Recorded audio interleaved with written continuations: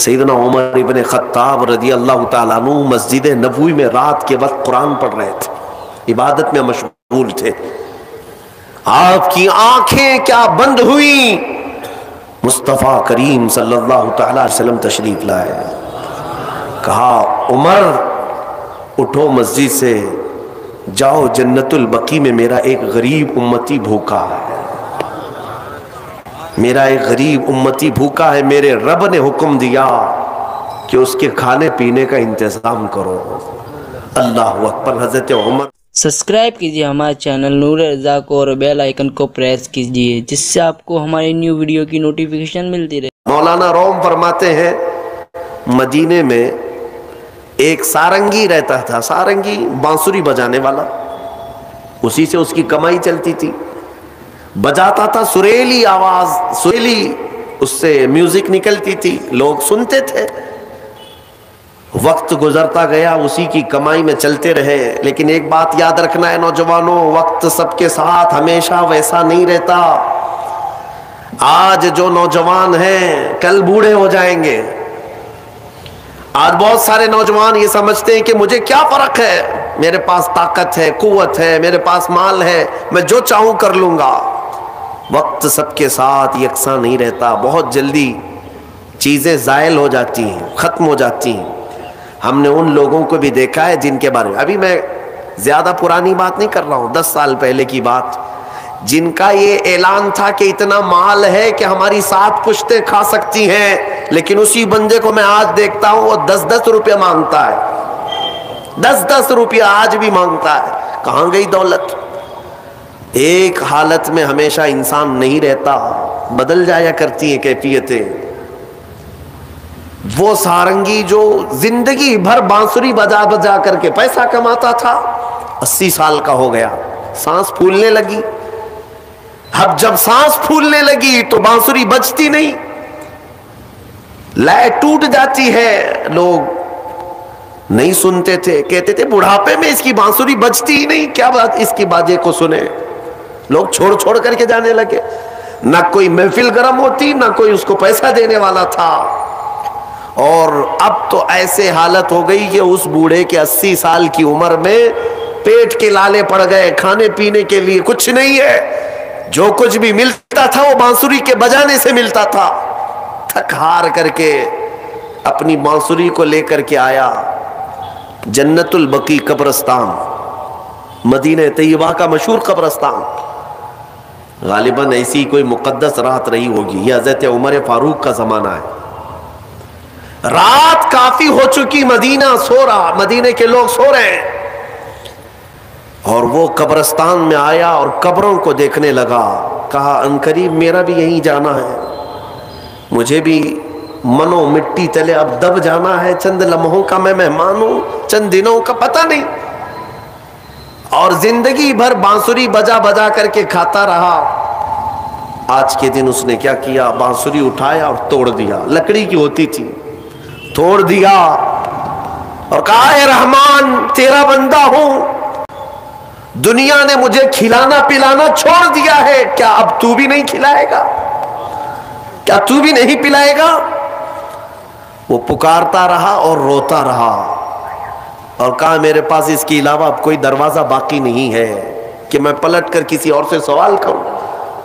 لوگ عزت دیا کرتے تھے، بانسری والا، سارنگی والا بڑی میٹھی آواز میں بجاتا تھا۔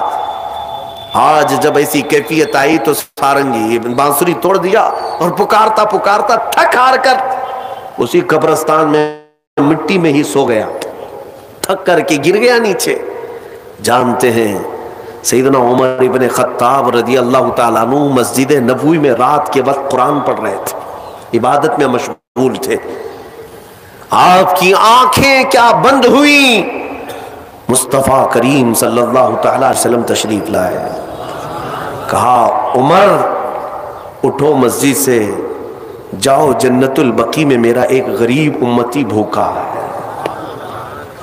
میرا ایک غریب امتی بھوکا ہے، میرے رب نے حکم دیا کہ اس کے کھانے پینے کا انتظام کرو۔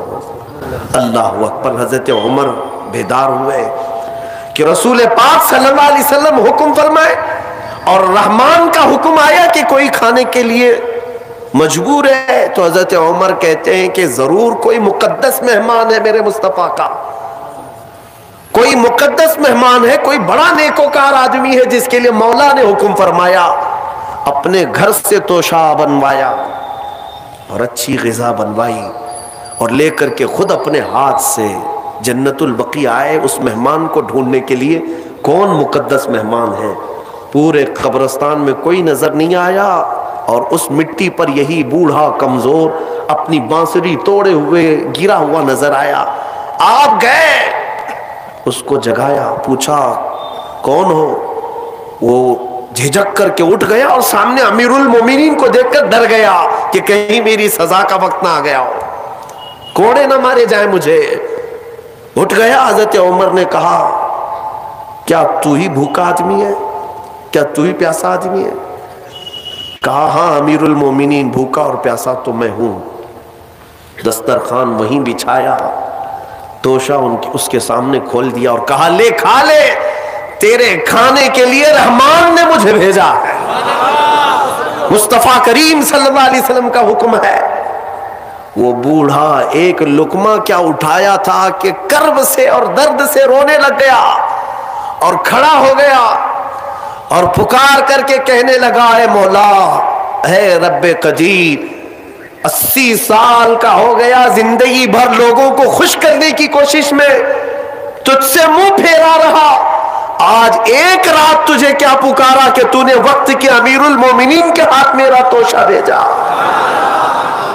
وقت کے امیر المومنین کے ہاتھ میرے کھانے اور روٹی کا انتظام کیا۔ یہ کہہ کر کہ وہ بے ہوش ہو کر گر پڑا۔ میرے عزیزوں، یہ آج کی رات میں تم سے اتنا مطالبہ کروں گا، دیر ابھی بھی نہیں ہوئی، پلٹ آنے کا وقت ہے۔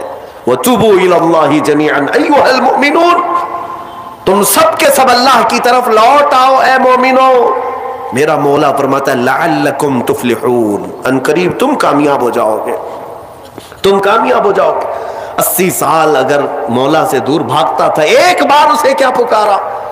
اسی کو تو اقبال نے کہا تھا، وہ ایک سجدہ جسے تو گراں سمجھتا ہے، وہ ایک سجدہ جسے تو گراں سمجھتا ہے، ارے 1000 سجدوں سے دیتا ہے آدمی کو نجات۔ ادھر ادھر سر جھکانے سے تیرے سر کو اگر کوئی چیز بچا سکتی ہے تو میرے رب کا سجدہ ہے۔ یہاں جھک گئے تو مولا ہر جگہ جھکنے سے بچا لے گا، یہاں کے فقیر ہو گئے تو مولا ہر جگہ کے فقر سے بچائے گا، اس بارگاہ کے محتاج ہو گئے تو دنیا کی محتاجی سے بچائے گا۔